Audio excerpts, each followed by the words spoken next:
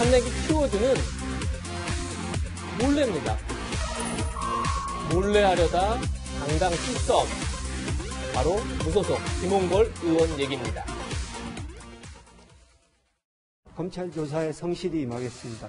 재산 축소 의혹에 대해서는 또 입장이 있으신가요? 성실히 소명하겠습니다. 저 어떤 부분 그러면 소명을 하실지 그 부분에서.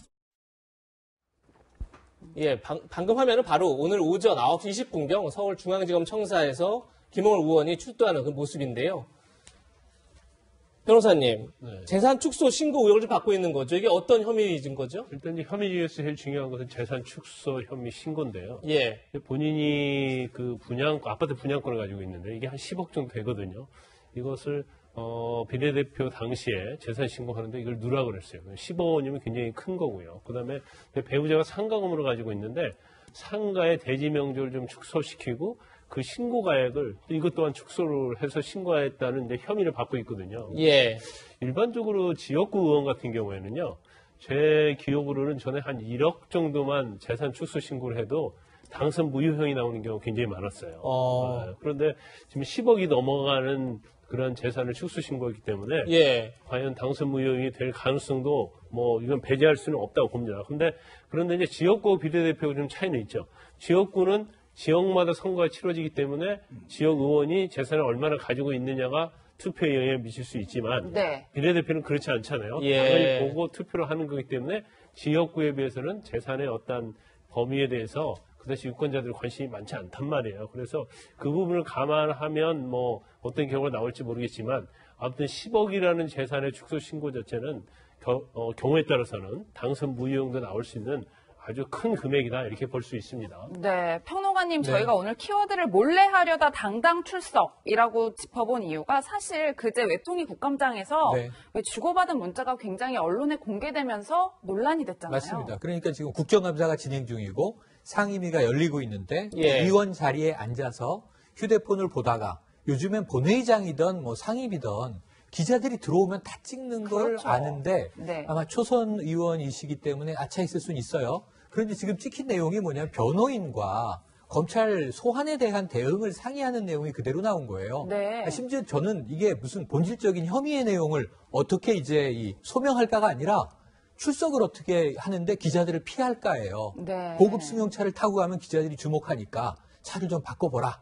그러니까 이제 또 참모들하고 이야기를 하면서 변호사의 좋은 대로 차를 바꿀까 이런 얘기를 하고 있는 겁니다. 그러니까 저는 저걸 보면서 국민 외통위가 지금 얼마나 중요합니까? 그렇죠. 현안 이슈가 얼마나 많습니까? 네. 그런데다가 지금 무소속이 됐지만 정보위원도 겸하고 있단 말이에요. 아직 정보위는 이제 이번 달 후반에 열리겠습니다만 예. 굉장히 중요한 이 역할을 국회의원으로서 그것도 초선 의원으로 수행하고 있는데 특히 공부를 많이 해야 할 초선 의원이 본인의 혐의에 대한 내용을 지금 이야기하다 찍혔으니까 민망한데 저는 답변이 더 참 답답했어요.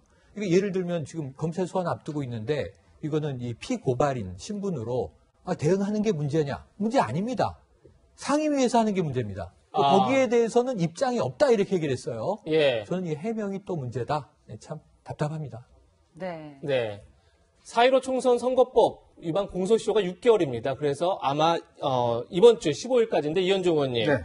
그러다 보니까 이제 검찰도 수사에 속도를 내고 있는 건데 여야간 희비가 엇갈린다 이런 평가가 나와요. 이게 무슨 얘기죠? 희비가 엇갈린 것뿐만 아니라 예. 제가 역대 선거를 쭉 지켜보면 지금 선거만큼 검찰이 이 이 선거 사범에 대해서 수사를 미적거리는 경우는 없었던 것 같아요. 왜냐하면 지금 사실은 이번 선거가 각 지역에서 한 90여 명 정도가 공직선거법 위반 혐의로 지금 수사를 받고 있습니다. 이 예. 혐의에는 물론 상대방 후보가 고발한 것도 있지만 선관위에서 고발한 것도 꽤 있어요. 예. 선관위에서 고발한 거는 상당히 혐의가 있다라고 판단해서 이제 고발한 거거든요. 예. 근데 문제는 지금 검찰이 워낙 이 4.15 총선 이후 기간에 솔직히 검찰 인사가 엄청나게 많았습니다. 그렇죠. 근데 그러다 보니 뭐 하려고 그러면 인사 나고 하려고 그러면 인사 나고 이렇게 보니까 제대로 지금 검찰이 수사를 제대로 못했습니다.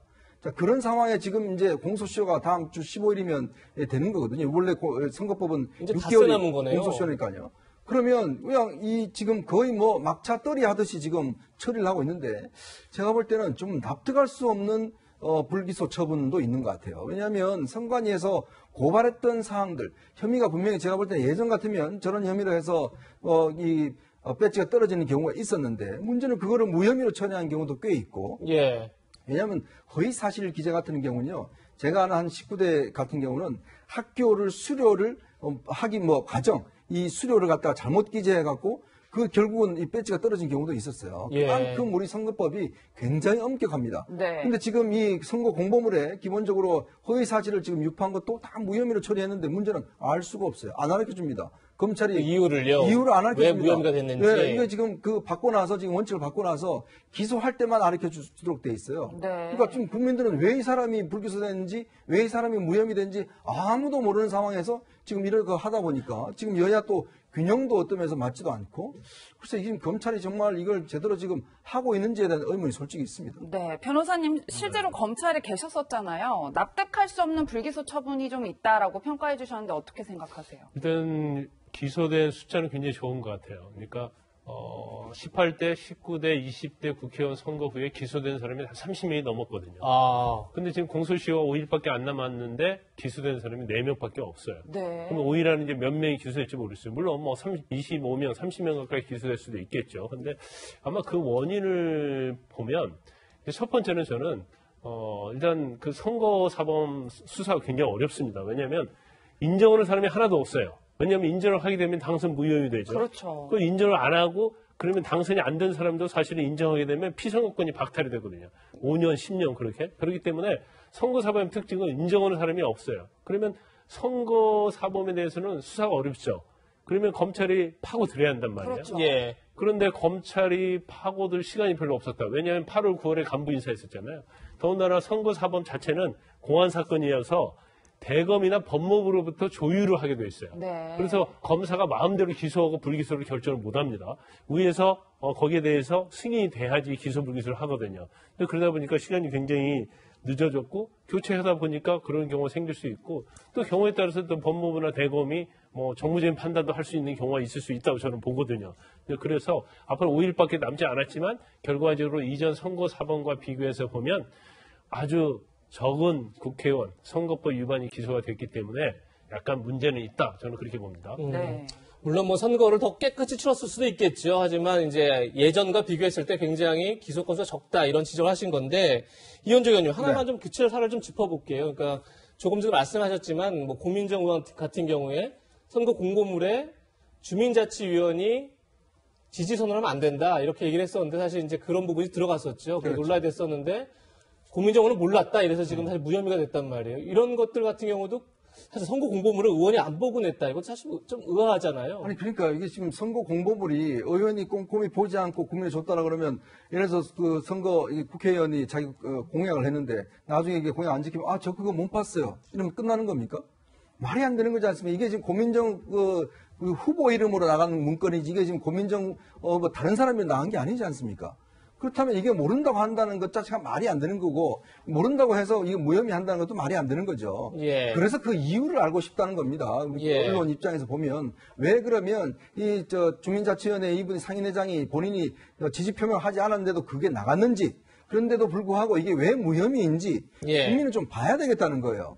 그런데도 지금 검찰은 저희들 지금 규칙에 따라서 알려줄 수 없습니다. 라고 지금 이야기를 하고 있는 거거든요. 네. 더군다나 이쪽 지역 선거 같은 경우는 굉장히 치열하게 붙었습니다. 예. 상대 후보인 오세훈 후보 같은 경우는 불기소 처분이 됐어요. 그러니까 기소유예가 됐죠. 예, 예. 그러니까 기소유예가 된다는 거는 혐의가 있다는 거예요. 있지만 그렇죠. 기소가 될 만한 건 아니다는 재판에 거거든요. 넘기지 않은 거죠. 그러니까 그것도 뭐냐면 본인이 특히 미화원들이나 이런 사람들한테 선물했다는 거거든요. 예. 자, 그러면 이 부분에 대해서 지금 치열하게 다퉜던 선거인 만큼 검찰이 당연히 수사심의에 올려서 내용 자체를 공개해야지만이 의문이 풀릴 거 아닙니까? 더군다나 예. 고민정 의원 같은 경우는 청와대 대변인을 했어요. 그만큼 청와대나 이 여당에서 굉장히 관심 있는 선거구였습니다.